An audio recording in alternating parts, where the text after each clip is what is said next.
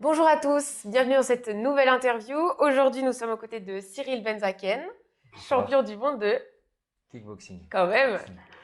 Aujourd'hui, nous allons parler de votre parcours. Est-ce que vous pouvez vous présenter, s'il vous plaît?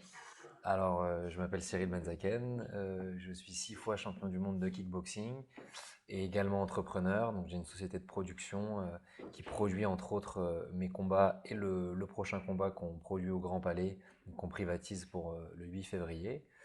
Voilà, et j'ai eu la chance de pouvoir bénéficier d'un double parcours à Dauphine qui me permet aujourd'hui d'être à la fois athlète de haut niveau et chef d'entreprise.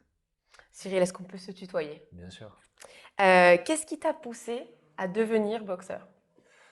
Je dirais que c'était l'envie de découvrir un sport relativement complet et en fait la chance d'avoir eu la curiosité d'entrer dans une salle de boxe et j'ai découvert une passion, Tout simplement. tout simplement.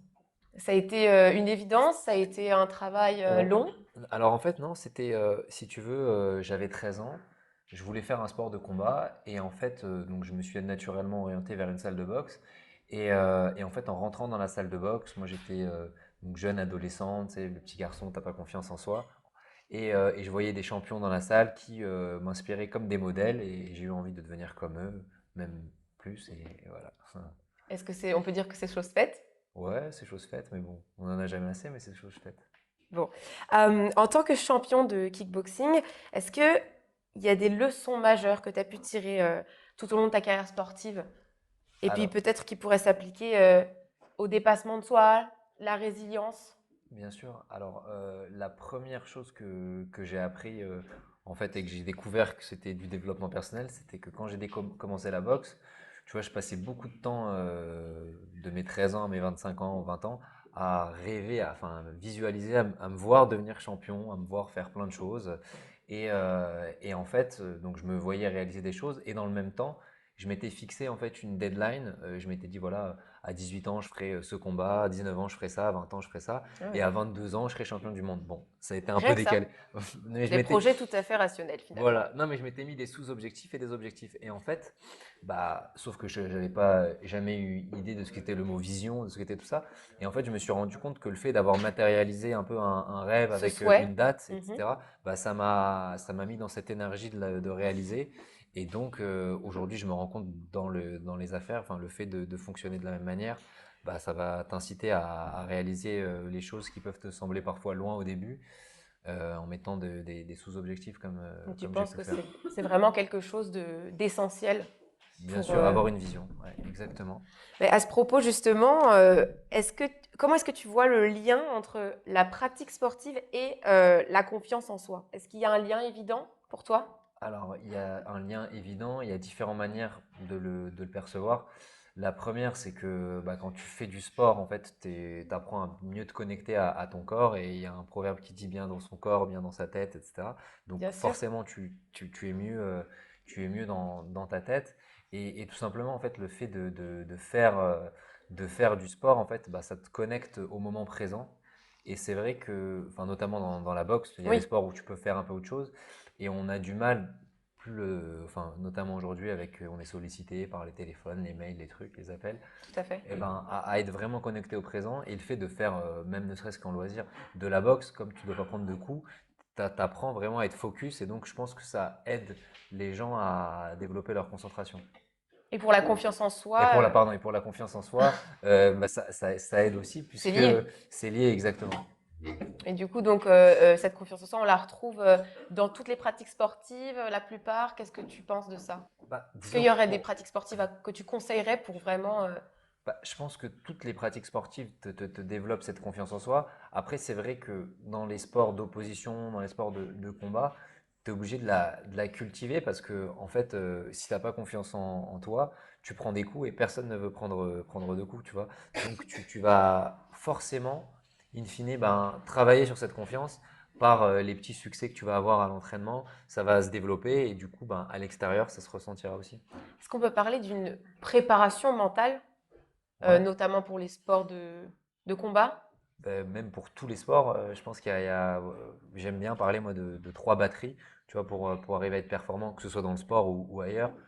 donc la batterie physique, on va dire, il faut être bien entraîné, il faut être prêt physiquement. Tout à La fait. batterie mentale, tu vois, comme tu disais, cette préparation mentale. Et la batterie plus émotionnelle, le fait que tu sois bien. Et en fait, je pense qu'on est la résultante de la batterie la plus basse. Ce qui veut dire que si tu es au top physiquement, mais que tu n'es pas au top dans ta tête, eh ben, tu seras tu seras pas au top parce que tu n'étais pas bien dans ta tête. Et donc, C'est ça. c'est important d'avoir une préparation assez euh, globale, quoi. Est-ce qu'on peut envisager que cette préparation mentale, puisse aussi s'appliquer au milieu des affaires, par exemple? Bien sûr, bien sûr. Bah, je me souviens que les premières conférences que je donnais, j'avais un petit peu d'appréhension parce que c'était quelque chose que je faisais pas, quoi, tu vois. Évidemment. Et en fait, bah, j'ai alimenté ma confiance en me disant, bah, attends, je suis déjà monté sur un ring devant des milliers de personnes, c'est pas monter sur une scène et parler qui va me faire peur, tu vois. Et donc j'ai trouvé des tips qui me mettent en confiance avant l'événement et ça s'est bien passé. Et j'en ai fait d'autres. Et voilà. Bah, justement, à propos de cette histoire que tu as pu avoir, est-ce que tu as un exemple d'une histoire personnelle qui t'est arrivée, où tu as dû faire preuve de résilience, qui t'a marqué? Alors, je dirais que un exemple qui sera vraiment parlant, c'était donc un tournoi de boxe, donc tu vois, où j'avais deux combats, et donc Ouais. une demi-finale et une finale. Et en fait, après la demi-finale, je passe le combat et je sens, tu vois, que j'ai mal à la jambe enfin, je suis focalisé sur ma douleur de jambe. J'ai l'impression que je peux pas bouger la jambe, que je peux pas faire mon Tout match, blessé. blessé. Et en fait, mon entraîneur me dit juste tout simplement arrête de penser au genou, pense à autre chose, enfin, pense à l'adversaire en gros, et mets ton esprit là-bas, Se sur concentrer ça. sur... Et en fait, le fait d'avoir mis mon esprit sur autre chose, bah, ça m'a permis de faire le combat. Et après, je me suis aperçu que j'avais Et un la truc jambe? au ménisque qui était cassé, mais tu vois, le corps a été capable de faire quelque chose qui n'était pas possible le lendemain. Je pouvais plus tendre la jambe, je pouvais pas faire plein de choses, parce que mon esprit, pendant un temps donné, était vraiment concentré sur une tâche qui m'a permis de passer au-delà de cette blessure, tu vois. Donc capable de faire complètement abstraction de la blessure, De la de blessure, la douleur. exactement, c'est ça. La force... Bah, c'est pas tant une force, c'est plus une aptitude à arriver à se recentrer sur qu'est-ce qui est essentiel, quel est ton objectif. Et finalement, en arrivant à mettre des objectifs hauts, enfin, en tout cas, plus importants par ordre d'importance, ça permet ceux qui sont moins importants Oui, bah, oui. de les noyer, quoi. Oui, mais j'ai envie de dire, c'est la force du cerveau, quoi, Ouais, ouais, ah, la bien sûr, puissance c'est du clair, cerveau, ouais, grave. pouvoir effacer. Euh, Tout autre sujet, imaginons qu'un jour tu deviens, ou aujourd'hui tu deviens ministre des Sports. Ouais, Est-ce qu'il y a des choses, des choses que tu aimerais mettre en place, bien que tu sûr. aimerais changer? Alors, ce que je mettrai en place, je commencerai déjà, donc je te disais, j'ai eu la chance de pouvoir faire mes études jusqu'au bac plus 5, Jusqu'au bout? etc. Et donc, j'ai pu voir, on va dire, l'éducation, comment elle se fait de A à Z. Et la première chose, en fait, aujourd'hui, je me rends compte, c'est que, en fait, le fait d'être dans l'action, le fait d'être connecté à mon corps, ça m'aide dans mon travail. Donc, ça serait d'inculquer, en fait, dès le plus jeune âge, tu vois, des règles de nutrition, des règles de D'accord. mobilité et de motricité pour les enfants en bas âge, tu vois. Et ensuite, mettre au même niveau, en fait, plein de matières. C'est-à-dire que, bon, moi à l'époque, j'ai fait un bac S maths, mais en fait, je me rends compte que c'est pas parce que je vais être bon en maths que je vais être bon pour monter mon entreprise et faire du chiffre d'affaires. Tout à Pas, fait. pas moins qu'un sportif, pas plus qu'un sportif. Et en fait, et comme le sport, c'est la santé aussi, bah, et la santé, c'est pas 2 heures par semaine, tu vois, vaut mieux en faire 1 heure par jour Oui, ou 20 minutes, 30 minutes par jour plutôt que 2 heures par quotidiennement. semaine. Voilà. Mhm. Bah, j'essaierai d'intégrer ça davantage dans les programmes de manière quotidienne pour que les étudiants, les élèves soient en bonne santé. Mm. Ouvrir les esprits par rapport à ça. Ouvrir les esprits par rapport à ça. Et après, peut-être un peu essayer de tourner la manière dont est construit le sport en France. C'est-à-dire que la chance qu'on a en France, c'est que le sport est quand même associatif, ce qui veut dire que le sport est ouvert, en fait. C'est pour ça qu'il y a énormément de talent, parce qu'il n'y a pas de barrière à l'entrée. Tout le monde peut faire du sport, c'est assez bien. Mais la barrière qu'on a en France, c'est quand on repère des talents, c'est comment on les fait passer de ce niveau un peu associatif, où tout est, on va dire, on manœuvre, on Oui, bricole, de tout ce qui est un peu bricolage, à un niveau professionnel. Et donc professionnaliser, structuré, structurer, arriver à structurer et professionnaliser tout à beaucoup de fait. sports Mhm. avec leur écosystème qui sont parfois un peu trop old school, quoi. D'accord. Donc beaucoup de beaux projets, si un Je suis pas jour ministre, hein, ça bien sûr, arrive. En tout cas, si quelqu'un passe par là et qu'il écoute, c'est ça. pourquoi pas. Et bien, pour terminer, cette interview, est-ce que tu as des projets futurs, qui arrivent bientôt? Alors, donc, il y a la production là, de ce gros combat au Grand Palais.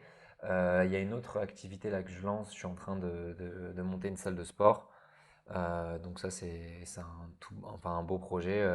Où, voilà, on a un bel espace dans l'ouest parisien et ça me tenait à cœur d'avoir un lieu chez moi, on va dire, où je peux transmettre. Alors, je ne serai pas forcément coach, mais où je pourrais transmettre, on va dire, grâce à des coachs qui travailleront sur place, un peu mon mindset Mmh. au-delà du sport, avec un peu tout ce qu'on s'est dit Du aujourd'hui. coaching, Ouais, voilà, du coaching et une manière de penser et de vivre telle que je la conçois. et qui peut en aider plus d'un. Et qui peut en aider plus d'un, exactement. Voilà, une machine, on va dire, plus à rendre bien les gens heureux, plus que dans le paraître, quoi. Bien, merci beaucoup Cyril. Merci à toi. Merci d'avoir suivi cette interview et puis on se dit à très bientôt, À très j'espère. bientôt. Ciao.